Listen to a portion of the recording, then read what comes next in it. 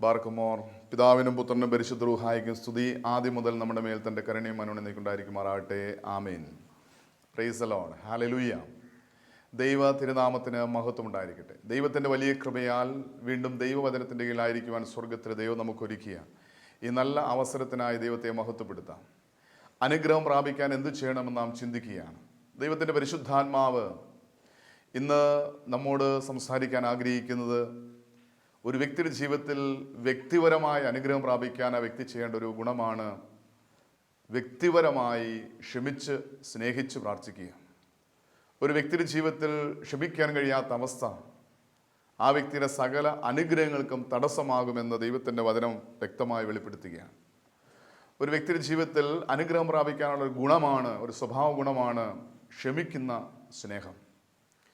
പലപ്പോഴും നമ്മുടെ ജീവിതത്തിൽ ക്ഷമിക്കാൻ പറ്റാത്ത അവസ്ഥ മൂലം നമുക്ക് ലഭിക്കേണ്ട പല അനുഗ്രഹങ്ങളും നാം തന്നെ നമുക്ക് നഷ്ടപ്പെടുത്തുകയാണ്. എന്നാൽ ഒരു വ്യക്തി ക്ഷമിച്ചാൽ ആ വ്യക്തിക്കുണ്ടാകുന്ന ഗുണങ്ങൾ എന്തെല്ലാമാണെന്നാണ് നാം ചിന്തിക്കുന്നത്. ഒരു വ്യക്തി ക്ഷമിക്കുമ്പോൾ ദൈവം ആ വ്യക്തിയുടെ പാപങ്ങൾ ക്ഷമിക്കും എന്ന് നാം കാണുകയുണ്ടായി. വീണ്ടും ഒരു വ്യക്തി ക്ഷമിക്കുമ്പോൾ ആ വ്യക്തിയുടെ ഉള്ളിൽ കർത്താവായ യേശുക്രിസ്തു വന്ന് വസിക്കുന്നു എന്ന് നാം മനസ്സിലാക്കിയുണ്ടായി. വീണ്ടും ഒരു വ്യക്തി ഹൃദയപൂർവ്വം ക്ഷമിക്കുമ്പോൾ ആ വ്യക്തി ദൈവത്തിൻ്റെ മക്കളായി തീരുകയാണ്. വീണ്ടും ക്ഷമിക്കുന്ന ഒരു വ്യക്തിയുടെ പ്രാർത്ഥന സ്വർഗം തുളച്ചു കയറും. ക്ഷമിച്ച് സ്നേഹിച്ച് പ്രാർത്ഥിക്കുമ്പോൾ ആ പ്രാർത്ഥനയ്ക്ക് വേഗത്തിൽ ഉത്തരം കിട്ടുന്നതായിട്ട് ദൈവത്തിൻ്റെ വചനം നമുക്ക് വെളിപ്പെടുത്തിയിരിക്കുകയാണ്. വീണ്ടും നാം ക്ഷമിച്ച് പ്രാർത്ഥിക്കുമ്പോൾ നിരവധിയായ ശാരീരികമായ രോഗങ്ങൾ കർത്താവ് അത്ഭുത സൗഖ്യം നൽകുമെന്ന് നാം കാണുകയുണ്ടായി. അങ്ങനെയാണെങ്കിൽ ഒരു മനുഷ്യൻ്റെ ജീവിതത്തിൽ ക്ഷമിക്കുന്നതിലൂടെ കിട്ടുന്ന അനുഗ്രഹങ്ങൾ എത്ര വലുതാണെന്ന് നാം തിരിച്ചറിയണം. ക്ഷമിക്കുന്നതിലൂടെ ഒരു വ്യക്തി തന്നെ വിശുദ്ധീകരിക്കുകയും മനസ്സിനും ശരീരത്തിനും ആത്മാവിനും സൗഖ്യം പ്രാപിക്കുകയും ചെയ്യുകയാണ്. മാത്രമല്ല, ഒരു വ്യക്തി ക്ഷമിക്കുന്ന ഒരു പുണ്യം, ക്ഷമിക്കുന്ന സ്നേഹം ആ വ്യക്തിയുടെ ഹൃദയത്തിലുണ്ടാകുമ്പോൾ ആ വ്യക്തി ദൈവത്തിന് ഇഷ്ടമുള്ളൊരു വ്യക്തിയായി മാറുകയാണ്. ദൈവത്തിൻ്റെ മനസ്സിനിണങ്ങിയ ദാസനെന്ന് ദൈവം പ്രഖ്യാപിച്ചൊരു വ്യക്തിയാണ് ദാവീദ്. ദാവീദിൻ്റെ ജീവിതത്തിൽ നമുക്ക് അനുകരിക്കാൻ കഴിയുന്ന ഒരു ഗുണം, ക്ഷമിക്കുന്ന ഒരു മനോഭാവം നമുക്ക് വിശുദ്ധ ഗ്രന്ഥത്തിൽ കാണാൻ സാധിക്കും. 2 ശമൂവേൽ 16-ാം അധ്യായം അതിൻ്റെ 10-12 വാക്യങ്ങൾ പരിശോധിക്കുമ്പോൾ അവിടെ കർത്താവിൻ്റെ വചനം വ്യക്തമായിട്ട് വെളിപ്പെടുന്നുണ്ട്. 5-ാം വാക്യത്തിൽ കർത്താവിൻ്റെ വചനം ഇങ്ങനെ പറയുന്നു: ദാവീദ് രാജാവ് ബഹുരൂമിൽ എത്തിയപ്പോൾ ശൗലിൻ്റെ കുലത്തിൽ ഗേറയുടെ മകൻ ശിമയി എന്നു പേരുള്ള ഒരുത്തൻ അവിടെ നിന്ന് പുറപ്പെട്ടു ശപിച്ചും കൊണ്ട് വരുന്നത് കണ്ടു. ഇവിടെ ദാവീദിൻ്റെ അംഗരക്ഷകരും പോകുമ്പോൾ ഒരു കാഴ്ച കാണിയ ശിമയി എന്ന ഒരു വ്യക്തി ഇവർക്കെതിരെ വരികയാണ്. ഈ ശിമയി ദാവീദിൻ്റെ ശത്രുവാണ്. ശത്രുവായ ശിമയി ദാവീദിനെ കണ്ടപ്പോൾ അവനെ ശപിക്കുകയാണ്. അതിൻ്റെ 9-ാമത്തെ വാക്യം ഇങ്ങനെയാണ് പറയുന്നത്: അപ്പോൾ ശെരൂബിയുടെ മകനായ അബിശായി രാജാവിനോട്, ഈ ചത്ത നായി എൻ്റെ യജമാനനായ രാജാവിനെ ശപിക്കുന്നത് എന്ത്? ഞാൻ ചെന്ന് അവൻ്റെ തലവെട്ടി കളയട്ടെ എന്ന് പറഞ്ഞു. ഇവിടെ ശിമയി എന്ന ദാവീദിൻ്റെ ശത്രു ദാവീദിനെ ശപിക്കുകയും ദുഷിക്കുകയും ചെന്ന് കണ്ടപ്പോൾ തൻ്റെ അംഗരക്ഷകൻ രാജാവിനോട് പറയുകയാണ്, ഞാൻ അവൻ്റെ തല വെട്ടിക്കളയട്ടെ. തന്നെ പഴിക്കുകയും ദുഷിക്കുകയും ശപിക്കുകയും ചെയ്യുന്ന ഈ ശിമയോട് ദാവീദിൻ്റെ മനോഭാവം എങ്ങനെയാണെന്ന് അടുത്ത വാക്യത്തിൽ കർത്താവിൻ്റെ വചനം വെളിപ്പെടുന്നുണ്ട്. അതിൻ്റെ 10-ാം വാക്യത്തിൽ അതിന് മറുപടിയായിട്ട് ദാവീദ് രാജാവ് പറയുകയാണ്: ശിമയുടെ പുത്രന്മാരെ, എനിക്കും നിങ്ങൾക്കും തമ്മിൽ എന്ത്? അവൻ ശപിക്കട്ടെ. ദാവീദിനെ ശപിക്കുക എന്ന് യഹോവ അവനോട് കൽപ്പിച്ചിരിക്കുന്നു. പിന്നെ നീ ഇങ്ങനെ ചെയ്യുന്നത് എന്ത് എന്ന് ആര് ചോദിക്കുമെന്ന് പറഞ്ഞു. ഇവിടെ ശിമയെ അവൻ്റെ തല വെട്ടിക്കളയുവാൻ, അവനെ കൊന്നുകളയുവാൻ വേണ്ടി എല്ലാ സൗകര്യങ്ങളും ഈ ദാവീദ് രാജാവിൻ്റെ അരികിലുണ്ട്. തൻ്റെ ശത്രുവിനെ നശിപ്പിക്കാനുള്ള എല്ലാ വഴികളും എല്ലാ സാധ്യതകളും തൻ്റെ കൺമുന്നിലുള്ളപ്പോൾ ഇവിടെ ദാവീദ് പറയുന്നൊരു വാക്കുണ്ട്, എന്നെ ശപിക്കുവാൻ വേണ്ടി ദൈവമാണ് അവനെ നിർത്തിയിരിക്കുന്നെങ്കിൽ, അവനെ കൽപ്പിച്ചിരിക്കുന്നെങ്കിൽ പിന്നെ നീ എന്തിനാണ് ഇങ്ങനെ ചെയ്യുന്നതെന്ന് അംഗരക്ഷകനോട് ചോദിക്കുകയാണ്. ഇവിടെ ദാവീദ് തൻ്റെ ശത്രുവായ ശിമെയെ വെറുതെ വിടുകയാണ്. തനിക്ക് ആ വ്യക്തിയെ നിശേഷം നശിപ്പിക്കാൻ അവസരമുണ്ടായിരുന്നിട്ടും ഇവിടെ ശത്രുവിനോടുള്ള സ്നേഹം, ക്ഷമിക്കുന്ന സ്നേഹം ദാവീദ് രാജാവിൽ വെളിപ്പെടുകയാണ്. ഈ ഒരു മനോഭാവം ഉള്ളതുകൊണ്ട് ദാവീദ് ആരായി മാറി? ദൈവത്തിൻ്റെ മനസ്സിനിണങ്ങി ഒരു ദാസനായി മാറി. നമ്മുടെ വ്യക്തിപരമായ ജീവിതത്തിൽ ഒരുപക്ഷേ നമ്മളെ ദുഷിക്കുകയും പഴിക്കുകയും ശപിക്കുകയും നമ്മളെക്കുറിച്ചില്ലാത്ത കാര്യങ്ങൾ വ്യാജമായി പറയുകയും ചെയ്യുമ്പോൾ നമുക്ക് അവരോടൊരു വെറുപ്പ് തോന്നാം, കൊല്ലാനുള്ള ദേഷ്യം തോന്നാം. ഒരുപക്ഷേ ചില വ്യക്തിയുടെ ജീവിതത്തിൽ കൊലപാതകം വരെ ഉണ്ടാകാൻ കാരണമായ ചില സാഹചര്യങ്ങളാണ്. പെട്ടെന്നുള്ള ദേഷ്യത്തിനും കോപത്തിനും അരിശത്തിനും അതവസാനം കൊലപാതകത്തിൽ അവസാനിക്കാനും കാരണമായ ചില വാക്കുകൾ കേൾക്കുമ്പോൾ, ചില ശാപത്തിൻ്റെ വാക്കുകൾ കേൾക്കുമ്പോൾ, ചില ദുഷിക്കുന്ന വാക്കുകൾ കേൾക്കുമ്പോൾ, ഒരുപക്ഷെ ഉള്ളതാണെങ്കിലും ഇല്ലാത്തതാണെങ്കിലും ചില കാര്യങ്ങൾ നമുക്ക് കേൾക്കുമ്പോൾ നമ്മുടെ മനസ്സിൽ തന്നെ ചില വ്യക്തിയോട് വെറുപ്പും വിദ്വേഷവും വാശിയും വൈരാഗ്യവും വർദ്ധിക്കും. അതൊരു പക്ഷേ കൊലപാതകത്തിൽ വരെ വന്ന് അവസാനിക്കാം. എന്നാൽ ഇവിടെ തൻ്റെ അംഗരക്ഷകന് രാജാവിനെ ശപിക്കുകയും ദുഷിക്കുകയും ചെയ്യുന്ന വ്യക്തിയോട് ദേഷ്യവനെ കൊല്ലാനുള്ള ദേഷ്യം തോന്നിയപ്പോൾ ഇവിടെ രാജാവ് സൗമ്യമായി പറയുകയാണ്, ദൈവമാണ് അവനെ ശപിക്കുവാൻ വേണ്ടി നിർത്തിയിരിക്കുന്നെങ്കിൽ നാം എന്തിനാണ് അങ്ങനെ ചെയ്യുന്നതെന്ന് ഇവിടെ ദാവീദ് തൻ്റെ അംഗരക്ഷകനോട് ചോദിക്കുകയാണ്. നമ്മുടെ ഉള്ളിലുണ്ടാകുന്ന ഒരു മനോഭാവമുണ്ട്. നമ്മളെ വിശുദ്ധീകരിക്കുവാൻ വേണ്ടി, നമ്മുടെ അഹങ്കാരത്തിൻ്റെ മുന ഒടിക്കാൻ വേണ്ടി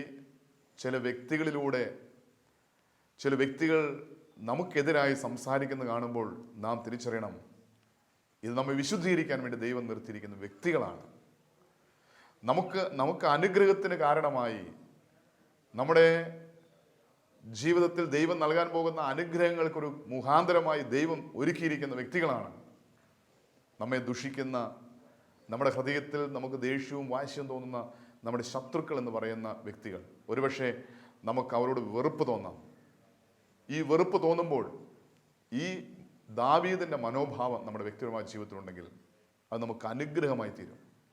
ഇവിടെ വ്യക്തിപരമായി ദാവീദ് അനുഗ്രഹിക്കപ്പെടാൻ തൻ്റെ ശത്രുവായ ശിമെയോട് ദാവീദ് ഹൃദയപൂർവ്വം ക്ഷമിച്ചു.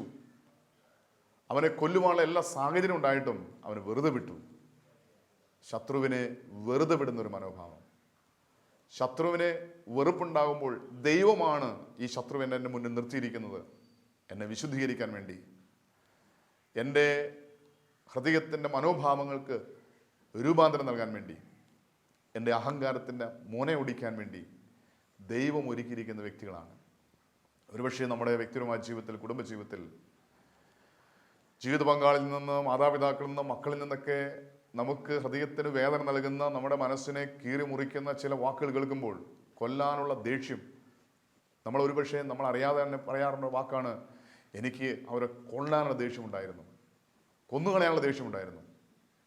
പക്ഷെ ഒരു കാര്യം ചിന്തിക്കുക, ഈ ദാവീദിൻ്റെ മനോഭാവം നമുക്കുണ്ടെങ്കിൽ ഒരുപക്ഷെ എന്നെ വിശുദ്ധീകരിക്കാൻ വേണ്ടി, എന്നെ അനുഗ്രഹിക്കാൻ വേണ്ടി, എന്നെ പരിശോധിക്കാൻ വേണ്ടി ദൈവമാണ് അവരെ നിർത്തിയിരിക്കുന്നെങ്കിൽ, ദൈവമാണ് അങ്ങനെ സംസാരിക്കാൻ അവരെ അനുവദിച്ചതാണ് എങ്കിൽ അതെനിക്ക് അനുഗ്രഹത്തിനായി തീരുമെന്ന് വിശ്വസിച്ചാൽ, അങ്ങനെ ഒരു ബോധ്യം നമ്മുടെ ഹൃദയത്തിലുണ്ടായാൽ നമുക്കത് അനുഗ്രഹമാണ്. അതുകൊണ്ട് ദൈവത്തിൻ്റെ മനസ്സിനിണങ്ങിയ ഒരു ദാസനായി ദാവീദിനെ കണ്ടെത്തുകയാണ്. വീണ്ടും ക്ഷമിക്കുമ്പോൾ ദാവീദ് വ്യക്തിപരമായി സ്വയമായി അനുഗ്രഹിക്കപ്പെട്ടുവെങ്കിൽ, വിശുദ്ധീകരിക്കപ്പെട്ടുവെങ്കിൽ, മറ്റൊരു വ്യക്തി നമുക്ക് കാണാൻ സാധിക്കും. പഴയ നിയമത്തിൽ ജോസഫിൻ്റെ ജീവിതം നമുക്കറിയാം. യാക്കോബിൻ്റെ മകനായ ജോസഫ് എല്ലാവർക്കും പ്രിയപ്പെട്ടവരായിരുന്നു. എന്നാൽ ഈ ജോസഫിനെ സഹോദരങ്ങൾ വെറുക്കാൻ ഒരു കാരണമായി. അതിൻ്റെ കാരണം കർത്താവിൻ്റെ വചനം വ്യക്തമായിട്ട് വെളിപ്പെടുന്നുണ്ട്. ഉൽപ്പത്തി പുസ്തകം 37-ാം അധ്യായം അതിൻ്റെ 4-ാം വാക്യം പരിശോധിക്കുമ്പോൾ പിതാവ് ജോസഫിനെ തങ്ങളെക്കാൾ അധികമായി സ്നേഹിക്കുന്നു എന്ന് കണ്ടപ്പോൾ സഹോദരന്മാർ അവനെ വെറുത്തു. അവനോട് സൗമ്യമായി സംസാരിക്കാൻ അവർക്ക് കഴിഞ്ഞില്ല. ജോസഫ് നല്ലൊരു വ്യക്തിയായിരുന്നു, എല്ലാവർക്കും പ്രിയപ്പെട്ടവനായിരുന്നു. പക്ഷേ തങ്ങളെക്കാൾ, ഈ എല്ലാ സഹോദരങ്ങളെക്കാൾ ഉപരിയായി ദൈവം ജോസഫിനെ സ്നേഹിക്കുന്നു എന്ന് കണ്ടപ്പോൾ സഹോദരന്മാർക്ക് അവനോട് വെറുപ്പായി. ഈ വെറുപ്പ് അവനോട് സംസാരത്തിൽ പോലും അത് പ്രകടമായി. സൗമ്യമായി സംസാരിക്കാൻ പോലും കഴിയാത്ത അവസ്ഥയിലായി. ഒരുപക്ഷെ നമുക്ക് നമ്മുടെ വ്യക്തിപരമായ ജീവിതത്തിൽ ഇതുപോലൊരു അനുഭവങ്ങൾ ഉണ്ടാകാം. നമ്മളെക്കാൾ കൂടുതൽ മറ്റുള്ളവരെ ചില വ്യക്തികൾ സ്നേഹിക്കുന്ന കാണുമ്പോൾ ആ വ്യക്തിയോട് നമ്മുടെ ഹൃദയത്തിലുണ്ടാകുന്ന വെറുപ്പ്, അങ്ങനെയുള്ള വ്യക്തിയോട് നമുക്ക് സംസാരിക്കാൻ, ഇടപഴകാൻ ഒരു താല്പര്യമില്ലാത്തൊരവസ്ഥ. ഇവിടെ ജോസഫിൻ്റെ ജീവിതത്തിൽ സഹോദരങ്ങൾ ജോസഫിനെ വെറുക്കാനുണ്ടായൊരു കാരണം വചനം വെളിപ്പെടുത്തുകയാണ്. വീണ്ടും അതിന് 5-ാമത്തെ വാക്യത്തിൽ പറയുന്നു, ഒരിക്കൽ ജോസഫ് ഒരു സ്വപ്നമുണ്ടായി. അവനത് സഹോദരന്മാരോട് പറഞ്ഞപ്പോൾ അവർ അവനെ കൂടുതൽ വെറുത്തു. ജോസഫ് കണ്ട സ്വപ്നം സഹോദരന്മാരോട് പറഞ്ഞപ്പോൾ സഹോദരന്മാർ അവനെ കൂടുതൽ വെറുത്തു. ഈ സഹോദരന്മാർ ജോസഫിനെ വെറുത്തപ്പോൾ ചെയ്ത പ്രവൃത്തി എന്താ? അവനോട് സൗമ്യമായി സംസാരിക്കാതെയായെന്ന് മാത്രമല്ല, അതിൻ്റെ ബാക്കി ഭാഗം വായിക്കുമ്പോൾ നമുക്ക് കാണാൻ സാധിക്കും, ഈ ജോസഫിനെ ഒരു മിസ്രൈമ്യ കച്ചവടക്കാരന് വിറ്റുകളഞ്ഞു. ആദ്യം അവന് പൊട്ടക്കിണറ്റിലെറിഞ്ഞു, പിന്നെ അവൻ അടിമയായി അവന് വിറ്റുകളഞ്ഞു. ഒരുപക്ഷേ ഈ ജോസഫിന് എന്തായിരിക്കാം മനോഭാവം? ഞാൻ ഏറ്റവും അധികമായി സ്നേഹിക്കുന്ന എൻ്റെ ജ്യേഷ്ഠന്മാർ, എന്നെ കരുതേണ്ട, എന്നെ സംരക്ഷിക്കേണ്ട എൻ്റെ ജ്യേഷ്ഠന്മാർ ഒരു കാരണവുമില്ലാതെ എന്നെ പൊട്ടക്കലിലേക്ക് വലിച്ചെറിയുക, എൻ്റെ വസ്ത്രം ഉരിയുക, എന്നെ നഗ്നനാക്കുക, അവസാനം എന്നെ ഒരു കച്ചവടക്കാരനെ വിറ്റുകളയുക. ഈ ജോസഫിൻ്റെ ഹൃദയത്തിൽ ശരിക്കും അവരോട് വെറുപ്പും വൈരാഗ്യവും ദേഷ്യവും ഉണ്ടാകാം. എന്നാൽ ജോസഫിൻ്റെ മനോഭാവം എന്തായിരുന്നു എന്ന് കർത്താവിൻ്റെ വചനം പറയുന്നുണ്ട്. ജോസഫ് അവരെ അധികമായി സ്നേഹിച്ചു. തന്നെ വെറുത്ത, തന്നെ പൊട്ടകനിലേക്ക് വലിച്ചെറിഞ്ഞ, തന്നെ മിസ്രൈമ്യ കച്ചവടക്കാർക്ക് വിറ്റുകളഞ്ഞ ഈ സഹോദരങ്ങളെ ജോസഫ് കൂടുതൽ അധികമായി സ്നേഹിച്ചു. അവസാനം സംഭവിച്ചെന്താ? ഈ സഹോദരങ്ങളുടെ ജീവിതത്തിൽ വലിയൊരു ദാരിദ്ര്യമുണ്ടായി, ക്ഷാമമുണ്ടായി. ആ സമയത്താണ് ജോസഫ് മിസ്രൈമിലെ ഫറവോയുടെ കൊട്ടാരത്തിലെ മന്ത്രിയായി മാറുക. രാജാവിനെ നയിക്കുന്നതും നിയന്ത്രിക്കുന്നതുമായ, രാജ്യത്തെ നിയന്ത്രിക്കുന്നതുമായ ഒരു മന്ത്രിയായി മാറി. ഇവിടെ നമുക്ക് കാണാൻ സാധിക്കും, അതിൻ്റെ അവസാന ഭാഗം പരിശോധിക്കുമ്പോൾ ഉൽപ്പത്തി പുസ്തകം 45-ാം അധ്യായം അതിൻ്റെ 5-ാമത്തെ വാക്യം പരിശോധിക്കുമ്പോൾ അവിടെ കാണാൻ സാധിക്കും, വലിയ ദാരിദ്ര്യത്തിൻ്റെ, ക്ഷാമത്തിൻ്റെ മധ്യത്തിൽ ജോസഫിൻ്റെ സഹോദരന്മാർ ഭക്ഷണം മേടിക്കാൻ വേണ്ടി ഇതാ ജോസഫിൻ്റെ കൊട്ടാരത്തിൽ വരികയാണ്. അവിടെ ജോസഫിനെ കാണുന്നൊരു സമയം ഈ സഹോദരങ്ങൾ ജോസഫിൻ്റെ അടുക്കൽ വന്നപ്പോൾ ജോസഫ് പൊട്ടിക്കരഞ്ഞുകൊണ്ട് അവിടെ പറയുന്നൊരു വാക്കുണ്ട്. ഉൽപ്പത്തി പുസ്തകം 45-ാം അധ്യായം അതിൻ്റെ 5-ാം വാക്യം, എന്നെ ഇവിടെ വിറ്റുതോർത്ത് നിങ്ങൾ വിഷാദിക്കുകയോ വേണ്ട, കാരണം ജീവൻ നിലനിർത്താൻ വേണ്ടി ദൈവമാണ് എന്നെ നിങ്ങൾക്ക് മുമ്പേ ഇങ്ങോട്ട് അയച്ചത്. ഈ വാക്ക് കേൾക്കുമ്പോൾ താൻ പൊട്ടക്കിണറ്റിൽ എറിയപ്പെട്ടതും വസ്ത്രം ഉരിയപ്പെട്ടതും മിസ്രൈമ്യ കച്ചവടക്കാർക്ക് വിറ്റുകളഞ്ഞതും ദൈവത്തിനൊരു പദ്ധതിയായിട്ട് ഇവിടെ ജോസഫ് കാണുകയാണ്. നമ്മുടെ വ്യക്തിപരമായ ജീവിതത്തിൽ നമ്മളെ വെറുക്കുന്ന ചില വ്യക്തികൾ നമ്മളെ അധിക്ഷേപിക്കുകയും കുറ്റപ്പെടുത്തുകയും ഒറ്റപ്പെടുത്തുകയും നമ്മെ ഒരുപക്ഷെ എന്നേക്കുമായി വെറുത്തുപേക്ഷിക്കുകയും ചെയ്യുമ്പോൾ നമുക്ക് അവരോട് ദേഷ്യവും വാശിയും വൈരാഗ്യവും വെറുപ്പൊക്കെ തോന്നാം. എന്നാൽ ഇവിടെ ജോസഫ് പറയുന്ന ഒരു കാര്യമുണ്ട്, ദൈവം നമ്മെ അനുഗ്രഹിക്കാൻ വേണ്ടി, നിങ്ങൾക്ക് മുമ്പേ ദൈവമാണ് എന്നെ ഇങ്ങോട്ട് അയച്ചത്. നിങ്ങൾ എന്നെ വിറ്റുകളഞ്ഞതിനെ കുറിച്ചോ, അന്ന് ചെയ്ത എന്നോട് കാണിച്ച തിന്മ പ്രവൃത്തികളെക്കുറിച്ച് ഒന്നും ജോസഫോട് ചോദിക്കാൻ തയ്യാറായില്ല. തന്നെ വെറുക്കുന്ന, തന്നെ ഒറ്റപ്പെടുത്തിയ, തന്നെ വലിച്ചെറിഞ്ഞ, തന്നെ വിറ്റുകളഞ്ഞ തൻ്റെ സഹോദരന്മാരോട് ഒരു കുറ്റപ്പെടുത്തലോ ഒറ്റപ്പെടുത്തലോ ഇല്ലാതെ, അവരെ ചോദ്യം ചെയ്യാതെ പൊട്ടിക്കരഞ്ഞുകൊണ്ട് ജോസഫ് അവരെ സന്തോഷത്തോടെ സ്വീകരിക്കുകയാണ്. നിങ്ങൾക്ക് മുമ്പേ ദൈവമാണ് എന്നെ ഇങ്ങോട്ട് അയച്ചത്, ഈ ദൈവത്തിൻ്റെ പദ്ധതിയാണ് എന്ന് ജോസഫ് അത് കാണുകയും അത് ജോസഫിനെ അനുഗ്രഹത്തിനും ഉയർച്ചയ്ക്കും കാരണമായി. തന്നെ വെറുത്ത, തന്നെ ഒറ്റപ്പെടുത്തിയ, കുറ്റപ്പെടുത്തിയ, തന്നെ വലിച്ചെറിഞ്ഞ, തന്നെ വിറ്റുകളഞ്ഞ തൻ്റെ സഹോദരന്മാരോട് ഹൃദയപൂർവ്വം ക്ഷമിക്കുകയും സ്നേഹിക്കുകയും ചെയ്തപ്പോൾ ദൈവം പടിപടിയായി ജോസഫിനെ ഉയർത്തി മിസ്രൈമിലെ മന്ത്രിയാക്കി മാറ്റി. അങ്ങനെയാണെങ്കിൽ നമ്മുടെ വ്യക്തിപരമായ ജീവിതത്തിൽ, കഴിഞ്ഞകാല ജീവിതത്തിൽ നമ്മളെ ഒറ്റപ്പെടുത്തിയ, കുറ്റപ്പെടുത്തിയ, നമ്മളെ എന്നേക്കുമായി വലിച്ചെറിഞ്ഞ, നമ്മുടെ ജീവിതത്തിൽ വേദനകളും ദുഃഖങ്ങളും മാത്രം നൽകിയ വ്യക്തികളെ, നമ്മൾ ഈ വ്യക്തികളെ ദൈവമാണ് എൻ്റെ മുന്നിൽ നിർത്തിയിരിക്കുന്നത്, ദൈവത്തിൻ്റെ പദ്ധതിയാണെന്ന് മനസ്സിലാക്കി അവരെ സ്നേഹിക്കുകയും അവരെ അനുഗ്രഹിക്കുകയും ചെയ്യുമ്പോൾ നാം വ്യക്തിപരമായി ഉയർച്ച പ്രാപിക്കും, അഭിവൃദ്ധി പ്രാപിക്കുമെന്ന് ജോസഫിൻ്റെ ജീവിതത്തിലൂടെ ദൈവത്തിൻ്റെ പരിശുദ്ധാത്മാവ് നമുക്ക് വെളിപ്പെടുത്തിയിരിക്കുക. അങ്ങനെയാണെങ്കിൽ ഒരു വ്യക്തി ക്ഷമിക്കുമ്പോൾ സ്വയം അനുഗ്രഹിക്കപ്പെടുക മാത്രമല്ല, കുടുംബമായി അനുഗ്രഹിക്കപ്പെടുക. ജോസഫ് തൻ്റെ കുടുംബത്തിന് ഒരു അനുഗ്രഹമായി തീരുവാൻ അത് കാരണമായി തീർന്നു. വീണ്ടും അതിനെ പരിശോധിക്കുമ്പോൾ ക്ഷമിക്കുന്ന ഒരു വ്യക്തിയുടെ ജീവിതത്തിലുണ്ടാകുന്ന മറ്റൊരു സവിശേഷത, ക്ഷമിക്കുമ്പോൾ ആ വ്യക്തി ദൈവത്തിൻ്റെ ശിഷ്യനായി മാറുകയാണ്. ആരാണ് ദൈവത്തിൻ്റെ ശിഷ്യൻ എന്ന് ചോദിച്ചാൽ, ദൈവത്തിൻ്റെ വചനം വ്യക്തമായിട്ട് വെളിപ്പെടുന്നുണ്ട്. വിശുദ്ധ യോഹന്നാൻ രക്ഷാസുവിശേഷം 13-ാം അധ്യായം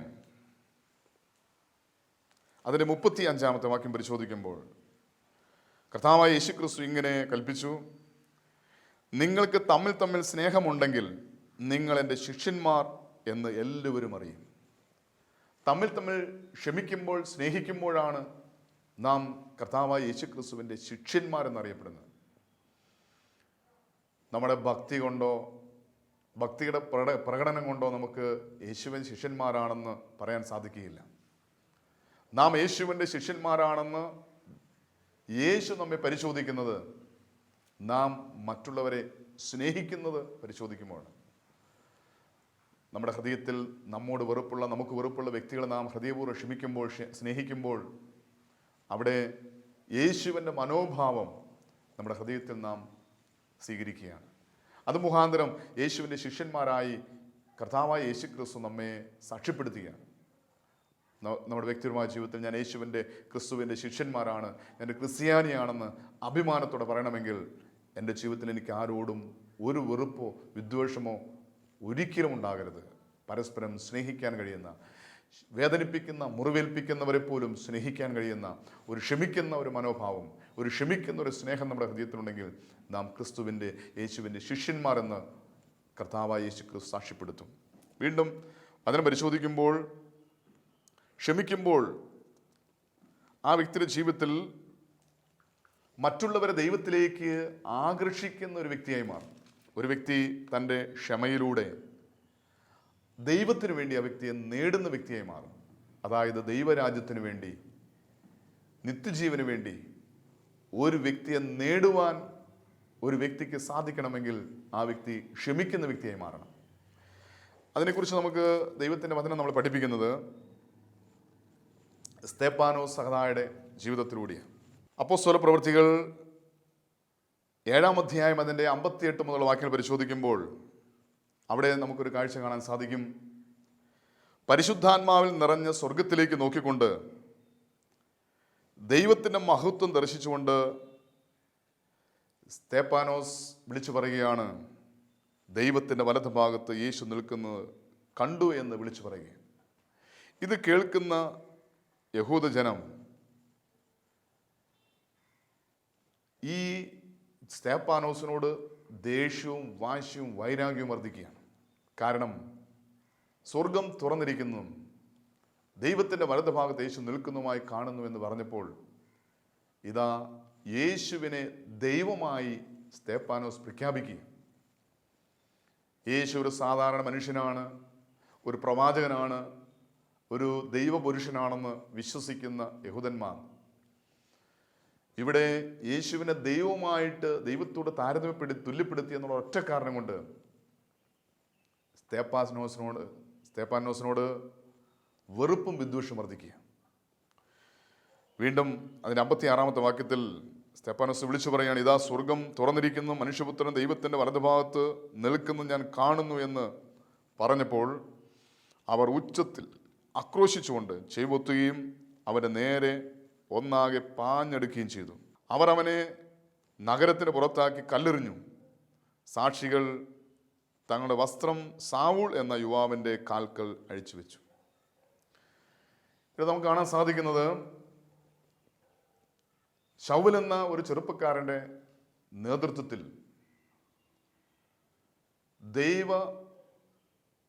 ദൈവത്തിനെതിരായി സംസാരിക്കുന്ന വ്യക്തികളെ, ദൈവ കൽപ്പനയ്ക്കെതിരായി പ്രവർത്തിക്കുന്ന വ്യക്തികളെ കൊന്നുകളയണമെന്നുള്ള ആ വീറോടെ വാശിയോടെ നടക്കുന്ന യഹൂദന്മാരുടെ മുന്നിൽ ഇവർ യേശുവിനെ ദൈവമായി പ്രഖ്യാപിച്ചെന്ന ഒറ്റ കാരണം കൊണ്ട് സ്തേപ്പാനോസിനെ കല്ലെറിഞ്ഞു കൊല്ലാൻ വേണ്ടി ഇവർ അവൻ്റെ വസ്ത്രം ഊരി ശൗൽ എന്ന ചെറുപ്പക്കാരൻ്റെ കാൽക്കൽ വയ്ക്കുക. ഇവിടെ സംഭവിച്ചെന്താ?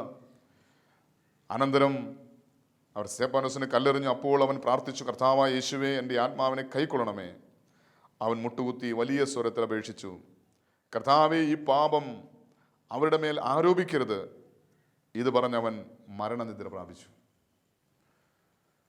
ഇവിടെ സ്തേപ്പാനോസ് കല്ലെറിഞ്ഞ് കൊല്ലപ്പെടുമ്പോഴും തന്നെ കല്ലെറിയുന്നവർക്ക് വേണ്ടി ക്ഷമിച്ച് അവർക്ക് വേണ്ടി പ്രാർത്ഥിക്കുക. ഈ സമയം ഈ പ്രാർത്ഥന കേട്ട ശൗൽ എന്ന ചെറുപ്പക്കാരൻ സ്തേപ്പാനോസിൻ്റെ വസ്ത്രം അഴിച്ച് ആരുടെ കാൽക്കലാണ് വെച്ചത്? ആ ശൗൽ എന്ന ചെറുപ്പക്കാരൻ ഈ സ്തേപ്പാനോസിൻ്റെ സ്നേഹിച്ചുള്ള പ്രാർത്ഥന മുഖാന്തരമായി ഈ ശൗൽ പിന്നീട് പൗലോസായി മാറുകയാണ്. സ്തേപ്പാനോസിൻ്റെ പ്രാർത്ഥന മൂലം ദൈവരാജ്യത്തിന് വേണ്ടി ഒരു വ്യക്തിയെ നേടുവാൻ തൻ്റെ സ്നേഹിക്കുന്ന പ്രാർത്ഥനയ്ക്ക് സാധിച്ചു. അങ്ങനെയാണെങ്കിൽ നമ്മെ മുറിപ്പെടുത്തുന്ന, നമുക്കെതിരായി പ്രവർത്തിക്കുന്ന, ദൈവസന്നിധിയിൽ ദൈവത്തിന് സാക്ഷ്യം നൽകുന്ന ഒരു വ്യക്തിയെ വെറുക്കുന്ന ഒരു വ്യക്തി, ആ വ്യക്തിയുടെ പ്രാർത്ഥന മുഖാന്തരമായി ദൈവ ശുശ്രൂഷ ചെയ്യുന്ന ദൈവരാജ്യത്തിൻ്റെ ഒരു അംഗമായി വേർതിരിക്കപ്പെടുമെന്ന് ഇവിടെ സ്തേപ്പാനോസിൻ്റെ ക്ഷമിക്കുന്ന ആ സ്നേഹത്തിൽ നിന്ന് മനസ്സിലാക്കുകയാണ്.